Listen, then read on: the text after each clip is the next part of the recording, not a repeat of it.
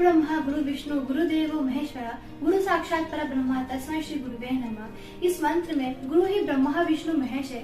इस गुरु मंत्र में गुरु को ही सर्वोच्च स्थान दिया गया है, क्योंकि अगर गुरु ठान ले तो दुनिया को बदला जा सकता है। गुरु का ज्ञान मिले तो कठिन राह भी आसान हो जाती है। वहीं दूसरी ओर कारपोरेट शिक्षा के जमाने में बच्चों को आसान शिक्षा मिलना किसी चुनौती से कम नहीं और ग्रामीण क्षेत्र में ये अग्नि परीक्षा से बढ़कर है। ऐसे में आसाम में कैसे शिक्षक खुर्शीद शेख सर की बात कर रहे हैं, जिन्होंने इन परिस्थिति को पूरी तरह बदल कर रख दिया और ग्रामीण क्षेत्र के छात्रों के लिए शिक्षा की राह आसान बना दी और उनकी इस अनोखी शिक्षा की प्रतिभा के लिए उन्हें राष्ट्रपति पुरस्कार मिलने वाला है। तो क्या है ये पूरी स्टोरी, आइए जानते हैं।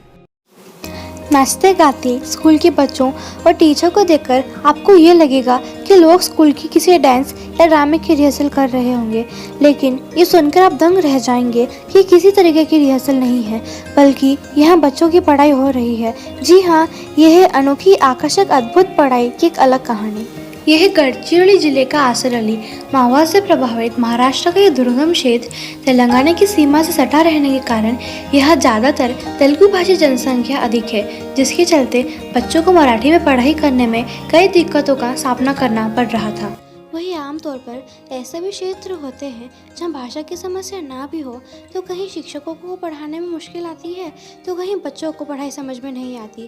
कारण जो भी हो, परिस्थितियों का आकलन कर आसरली जिला परिषद के शिक्षक खुर्शीद शेख सर ने ऐसी शिक्षा पद्धति अपनाई कि बंद होने के कगार पर पहुंच चुके इस सरकारी पाठशाला को नया जीवन मिल गया। पहली से 7वीं कक्षा तक इस पाठशाला में वर्ष 2013 में नियुक्त हुए खुर्शीद कुतुबुद्दीन शेख सर ने जब देखा कि ज़्यादातर छात्र तेलुगु भाषा से प्रभावित है और उन्हें मराठी में पढ़ाई करने में काफ़ी दिक्कत हो रही है और छात्रों की संख्या भी 45 ही थी, तब उन्होंने इन हालातों को बदलने का विचार शुरू किया।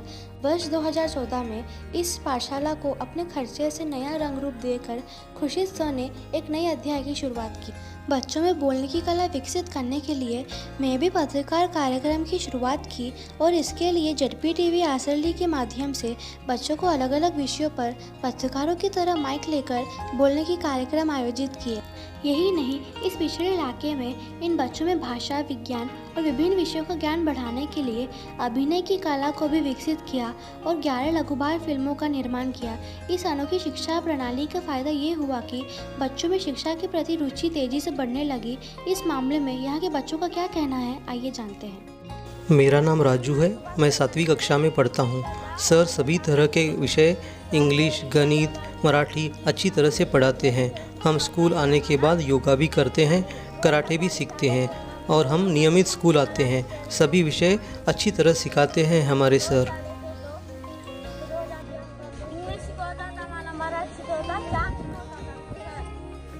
मैं 6वीं कक्षा में पढ़ती हूँ। हमें कराटे भी सिखाते हैं, नाचते गाते खेलते हुए पढ़ाई कराते हैं। इस कोरोना काल के मौसम में हमें कोरोना से लड़ेंगे स्कूल में हम पढ़ेंगे जैसे गीत गाते हुए जोश के साथ पढ़ाते हैं। कुछ समझ में ना आए तो सर हमें प्यार से पढ़ाते हैं। यहाँ पढ़ना अच्छा लगता है।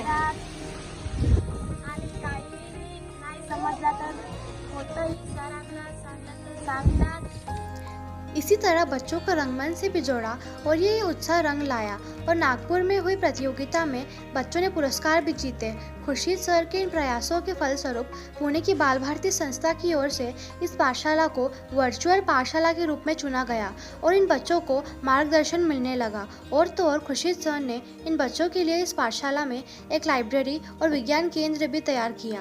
बच्चों में शिक्षा की क्रांति लाने के लिए खुर्शीद सर द्वारा किए गए प्रयासों के चलते उन्हें राष्ट्रपति पुरस्कार घोषित होने से गढ़चिरोली क्षेत्र के लोग खुशी जाहिर कर रहे हैं। मेरा नाम श्रीनिवास रंगू है। मैं जिला परिषद स्कूल में विषय शिक्षक करके काम करता हूं। फिलहाल आज ही कल का दिन में ही माननीय शेख सर को राष्ट्रीय शिक्षक पुरस्कार मिल चुका है। इस बात का हमारे स्कूल को बहुत गर्व है। इससे हमारे तालुका का, गांव का, साथों साथ राज्य का भी नाम रोशन हुआ है। तो सर का पढ़ाने का तरीका बहुत ही अलग निराली है। वो अपना कृतियुक्त गीतों द्वारा बच्चों को बहुत आकर्षित करते हैं। सर का ही कुछ यानी पढ़ाने का कौशल्य मैं भी कुछ आत्मसात करने की कोशिश की और किया हूँ आत्मसात। तो इस बात का हमारे यानी गांव वालों की तरफ से गर्व की है कि राष्ट्रपति अवार्ड के लिए ये बहुत ही दुर्गम जिला से सर का सिलेक्शन हुआ है। खुर्शीद सर की नियुक्ति 2013 में इस स्कूल में हुई थी, तभी से यहाँ पढ़ा रहे हैं। बच्चों को समझाने के लिए वे तेलुगु भाषा का उपयोग भी करते हैं। बच्चों को कौन सा तरीका समझेगा, इसी पर सर ज़्यादा ध्यान देते हैं। मदत होईल याची प्रयत्न करून तेलुगु भाषेत त्यांना शिकवण्याचा प्रयत्न केला। मेरा नाम लक्ष्मी है। हमारी लड़की यह स्कूल में पढ़ती है। यह सारे स्कूल की सर के राष्ट्रपति अवार्ड मिल रहा है, मिलने से हमारा बहुत ही खुश है। जो जिंदगी देती है वही पाठशाला होती है। कहने वाले खुशी सर द्वारा जिस तरह की शिक्षा प्रणाली अपनाई जा रही है, अगर ये पूरे देश में अमल में लाई जाए तो जिन क्षेत्रों में अशिक्षा है वह पूरी तस्वीर बदल सकती है। निजी स्कूल की भारी भरकम फीस, पढ़ाई का दबाव, बच्चों को मिलने वाले पनिशमेंट जैसे माहौल के चलते शिक्षा के प्रति भी अक्सर रुचि ड्रॉप आउट के रूप में सामने आती है। ऐसे में खुशी सर की पढ़ाने की पद्धति एक मिसाल है और अपनी इस अनोखी शिक्षा को लेकर क्या है उनका कहना, आइए जानते हैं। जो जिंदगी देती है वही पाठशाला होती है। किसी भी मृत पाठशाला में जीवित छात्र पढ़ नहीं सकते, तो इसलिए सबसे पहला मेरा उद्देश्य होता है कि पाठशाला को जीवित किया जाए। जीवित माने क्या होता है?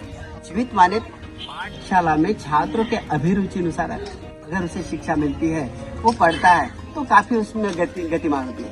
तो जब मैं इस पाठशाला में आया तो मुझे लग रहा था कि छात्रों में पढ़ने की अभिरुचि नहीं है। इसकी वजह एक ही थी, क्योंकि छात्र तेलुगु भाषिक थे।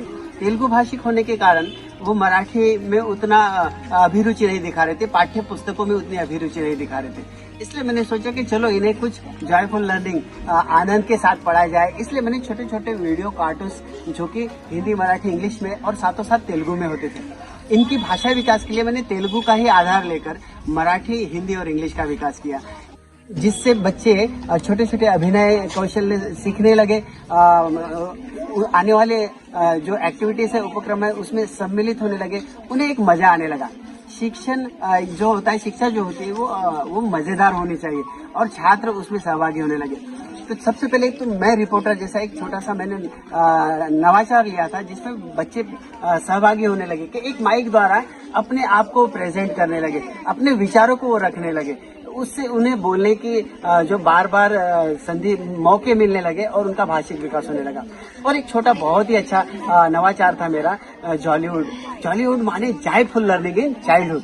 क्या बचपन में अगर अभिनय के माध्यम से, छोटे छोटे डायलॉग्स, संवाद के माध्यम से बच्चों के छोटे छोटे मूल्यवर्धित और शिक्षाप्रद मैंने शॉर्ट फिल्म या वीडियोस बनाए जो कि छात्रों को कुछ अच्छी बातें सिखाते थे, और उसका एक छोटा सा फिल्म फेस्टिवल लेकर पाठशाला में दूसरे बच्चों को भी प्रेरित किया जाता था। वही ना पाठशाला जीवित पाठशाला में आज मेरे बच्चे काफी आनंद के साथ पढ़ रहे हैं, क्योंकि पाठशाला यह सबसे बड़ा आनंद का एक केंद्र होता है। कहते हैं बच्चे देश का भविष्य होते हैं। ऐसे में इस भविष्य को अंधेरे से उजाले की ओर ले जाने के लिए, चाहे वो शहरी क्षेत्र के बच्चे हों या ग्रामीण क्षेत्र के, उन्हें सामाजिक ही नहीं मानसिक रूप से भी एक स्वस्थ शिक्षा प्रणाली की बहुत आवश्यकता आन पड़ी है। अगर देश की शिक्षा प्रणाली भी इसी तरह आसान हो जाए और बाकी शिक्षक भी खुशी सर के नक्शे कदम पर चलने लगे तो शहरी और ग्रामीण क्षेत्रों के बच्चों के लिए शिक्षा की राह बहुत आसान हो जाएगी। खुशी सर के इस जज्बे को हम सैल्यूट करते हैं। तो ऐसे ही इंस्पिरेशनल और मोटिवेशनल वीडियोस के लिए मेरे चैनल वी न्यूज़ को लाइक, शेयर और सब्सक्राइब जरूर कीजिए। धन्यवाद।